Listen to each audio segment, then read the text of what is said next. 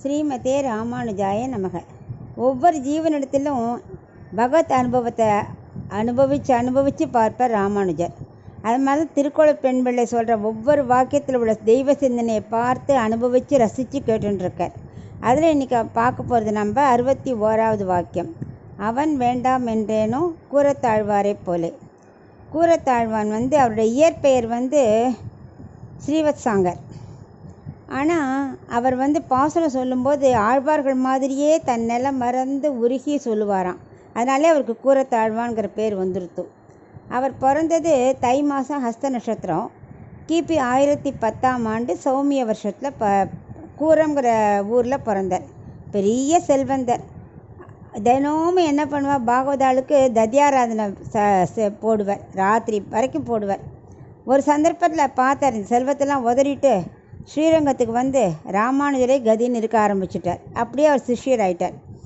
ஒரு சமயம் கிருமிகண்ட சோழன் என்ன பண்ணால் ராஜ்யசபைக்கு ராமானுஜரை வர சொன்னான். ஏன்னா அவன் வைஷ்ணவ துவேஷி. இங்கே ராமானுஜர் என்ன பண்ணுறார், எல்லோரும் வைஷ்ணவ ஸ்தாபிச்சுட்டு நல்ல நிர்ணயம் பண்ணிட்டு இருக்கார் இல்லையா. ஸோ சைவம் அழிஞ்சிருமோன்னு நினச்சிண்டு அவரை கூட்டின்னு சைவம் தான் வசத்தின்னு சொல்ல வச்சுட்டா மக்கள் எல்லாம் மாறிடுவா அப்படின்னு அவன் மனசில் நினச்சிட்டு இருக்கான். இதை தெரிஞ்சுட்ட கூரத்தாழ்வன் என்ன பண்ணார், தான் ராமானுஜர் மாதிரி காவி வஸ்திரம் உடுத்திண்டு திரிதண்டத்தை எடுத்துண்டு பெரிய நம்பி அத்துலாவை கூட்டுண்டு அவர் கிளம்புறார். போகிறச்சே மற்ற சிஷ்யால்கிட்ட சொல்கிறா, ராமானுஜர்கிட்ட விஷயத்த சொல்ல வேண்டாம், ஆனால் வெள்ளை ஆடை தரிச்சுண்டு அவரை ஸ்ரீரங்கத்தை விட்டு போக சொல்லிடுங்கோ அப்படிங்கிறார். ஏன்னாக்க மன்னர் எதானு பண்ணிட்டாக்கா அப்புறம் அசம்பாவிதம் நடந்துடும், அதனால் விஷயத்த சொல்ல வேண்டாம், நீங்கள் அப்படி சொல்லிட்டு போய்டுறார். இதே தான் ஸ்ரீரங்கநாதர் மனசுக்குள்ளேயும் ராமானுஜரை திருநாராயணபுரம் அனுப்பணும்னு சங்கல்பிச்சுன்னுட்டார். ஏன்னா அங்கே வைஷ்ணவிசத்தை ஸ்தாபித்து நிலைநிறுத்தணும். உடனே அவர் என்ன பண்ணார், அவர் கிளம்பி போய்டுறார். அவருக்கு விஷயம் தெரியல, ஆனாலும் சிஷ்யன் சொல்கிறாங்கிறதுக்காக கிளம்பிடுறார். கிருமி கண்ட சோழன் என்ன பண்ணுறான், அவன் ராமானுஜரை பார்த்ததில்லை. ஸோ கூரத்தாழ்வானே ராமானுஜர் நினச்சிண்டு சிவாகா பரதரம் நாஸ்தி அப்படின்னு ஒரு பத்திரத்தில் எழுதி கையெழுத்து போட சொல்கிறான். ஆனால் கூரத்தாழ்வார் என்ன பண்ணார், அதே பதம் பிரிச்சுடுறார். சிவாகா பரம் துரோணம் அஸ்தின்னு எழுதிடுறார். அவன் சொன்னது சிவனை விட வேறு எந்த இதுவும் வசதி கிடையாதுன்னு. இவர் என்ன பண்ணார், சிவானாலும் ஒரு படி, பெருமாளும் இருக்கார், சிவனும் இருக்கார், இன்னொன்று அளக்கிற படி, துரோணம்னாலும் படி. ஸோ அவர் என்ன சொல்கிறார், சிவா விட துரோணமே வசதி பெருசு அப்படிங்கிறார். அப்படி ஒரு நக்கலாக 2 அர்த்தம் விடுற மாதிரி பொருள் சொல்லிடுறார். மன்னனுக்கு ரொம்ப கோபம் வந்துடுறது.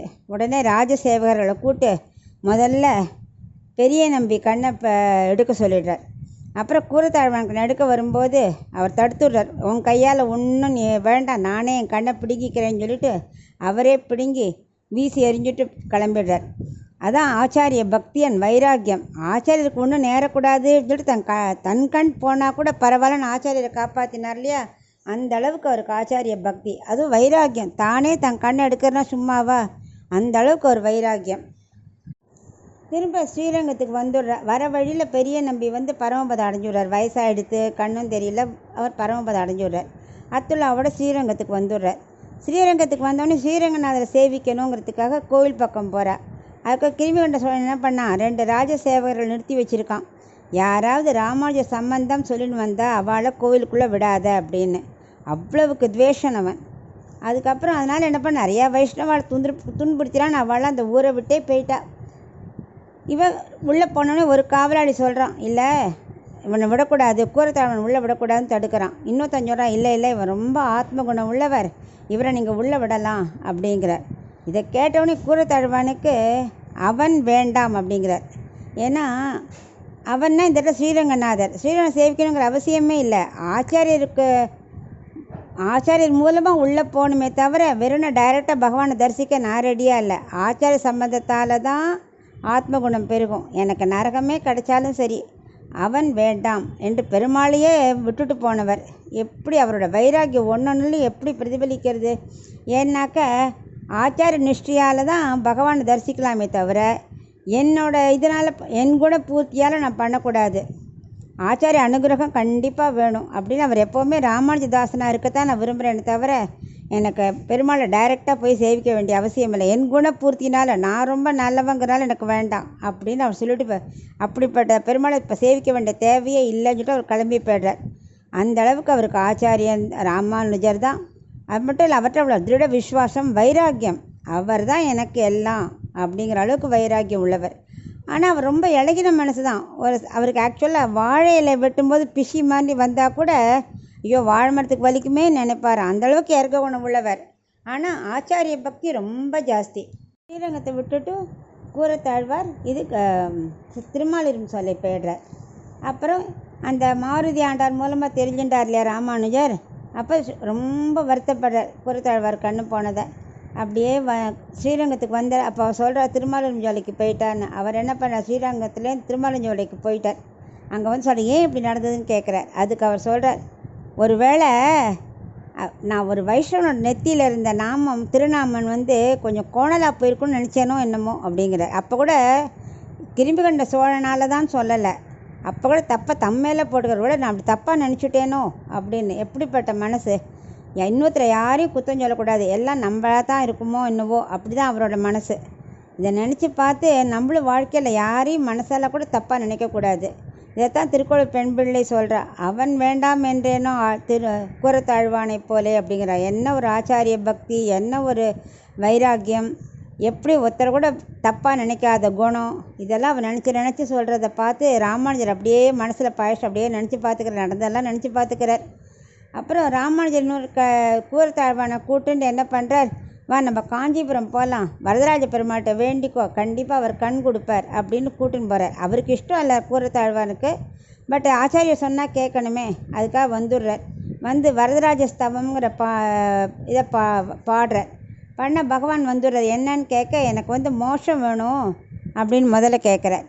அது மட்டும் இல்லை, நான் பெற்ற பேர் இந்த நாலூரானும் பெறணும் அப்படிங்கிறார். நாலூரான் யாருன்னா, அவன் தான் இந்த மன்னன்ட்ட ராமானுஜரை வர வெயி, அவன் வந்து வைஷ்ணவத்தை தடுக்கணுமானா அவன் சொன்ன மக்கள்லாம் கேட்பா, சைவம் தான் பெருசுன்னு சொல்லவேன்னு சொல்லி கொடுத்ததே நாலூரான் தான். அப்படி இருந்தும் கூட நான் பெற்ற பேர் அவனுக்கு கிடைக்கணும் அப்படிங்கிறார். ராமானுஜருக்கே கோபம், இப்படி போய் சொல்கிறியேன்னு. அவன் என்ன பண்ணுவான் அப்படின்னு இவருக்கு வந்து மனசு ரொம்ப இழகின மனசு கூரத்தாழ்வானுக்கு. அப்புறம் ஆனால் இவர் சொல்லிருக்காரே ராமானுஜர் கண்ணை கேட்கணுன்னு. அப்போ அவர் சொல்கிற பெருமாள்கிட்ட, பெருமாளையும் ஆச்சாரியனையும் மட்டும் சேவிக்கிறதுக்கு எனக்கு கண்ணு இருந்தால் போகிறோம், மற்ற யாரையும் நான் பார்க்கக்கூடாது அப்படின்னு வேண்டின்றாராம். அப்போ பெருமாளே சொல்கிறாராம், என்னையும் ஆச்சாரியனும் தரிசிக்க கண் தந்தோம் அப்படின்னு வரதராஜ பெருமாள் சொன்னாராம். திரும்ப ஸ்ரீரங்கத்துக்கு வந்துட்டு ஸ்ரீரங்கத்து பெருமாள் வந்து என்ன கேட்குறார், என்ன வேணும் உனக்கு அப்படின்னு கேட்குறார். அவர் சொல்கிறார், எனக்கு வந்து கண் பயிர்த்துலாம் கவலை இல்லை, எனக்கு ஸ்ரீரங்கத்தில் ராமானுஜர் இருக்கிற மாளிகைக்கு பக்கத்தில் ஒரு ஓரத்தில் ஒரு சின்ன குடிசையில் அவரோட அனுகிரகத்தோடு அங்கேயே இருந்தால் போகிறோம் அப்படின்னு கேட்குறாராம். அந்த அளவுக்கு அவர் ஆச்சாரியர் விட்டு நகரவே முடியாது அவரால், அப்படி ஒரு பக்தி அவருக்கு. இதைத்தான் அந்த திருக்குறள் பெண்பிள்ளை சொல்லிகிட்டே இருக்கா, அவன் வேண்டாம் என்றேனோ கூரத்தாழ்வானை போலே. அந்த ஆச்சாரிய பக்தி எனக்கு இல்லையே, நான் என் கஷ்டத்தையே நினச்சிட்டு கிளம்புறேனே, பெருமாளுக்கு கைங்கரியம் பண்ணுவோம், ஆச்சாரிய பக்தியாக அவருக்கு சேவை பண்ணி இங்கே இருப்போன்னு என் மனசு தோணலையே அப்படின்னு அவள் புலம்புறா. இதெல்லாம் அப்படியே ராமானுஜர் ரசித்து அனுபவித்து கேட்டுருக்கார். ஒரு சமயம் கூரத்தாழ்வார் வந்து ரங்கநாதர்கிட்ட கேட்டுட்டார் இல்லையா மோஷம் தரத்துக்காக. அவர் சொல்லிட்டாரா மோஷம் தரேன்னு சொல்லிட்டாரா. அதை கேட்டு ராமானுஜருக்கு ரொம்ப மகிழ்ச்சியாம். என்ன பண்ணார்னா, தன் கையில் இருக்க துண்டை தூக்கி போட்டு பிடிச்சி ஆனந்தப்பட்டாராம். சிஷ்யர்களுக்கு என்னன்னே புரியல, இப்படி பண்ணுறேன், என்ன ஆச்சு உங்களுக்கு அப்படின்னு கேட்குறாளாம். அதுக்கு இவர் சொல்கிறார், இல்லை கூரத்தாழ்வானுக்கு மோஷம்னாக்க அப்போ அவர் சம்மந்தப்பட்ட எனக்கும் மோஷம் உண்டே அப்படிங்கிறாரா ராமானுஜர். என்ன உங்களுக்கு மோஷம் கிடைக்காம இருக்குமா அப்படிங்கிறாலும் சிஷ்யர்கள்.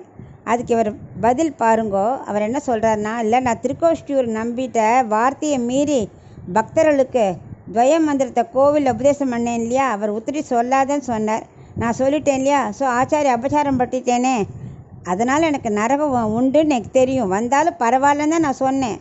ஆனால் இப்போ கூரத்தாழ்வோட சம்மந்தம் எனக்கு கிடச்சிடுத்தே, அப்போ எனக்கும் கண்டிப்பாக மோஷம் உண்டுன்னாராம். ஸோ அப்படி தான் அந்த ஆச்சாரியனும் சிஷ்யாலும் அப்படி ஒருத்தருக்கு ஒருத்தர் அதனால் நம்ம என்ன பண்ணணும், ஆச்சாரியரை ஆசிரியிச்சுட்டு அவருக்கு ரொம்ப சின்சியராக இருக்கணும். பக்தினா கூரத்தாழ்வான் மாதிரி இருக்கணும், வைராக்கியன்னா அவரை மாதிரி இருக்கணும், யாரையும் மனசால் கூட தப்பாக பேசக்கூடாதுன்னு நினைக்கக்கூடாது. அந்த நல்ல குணத்தை வளர்த்துக்கணுங்கிறத இந்த வாக்கியத்துலேயும் நம்ம தெரிஞ்சுக்கிறோம்.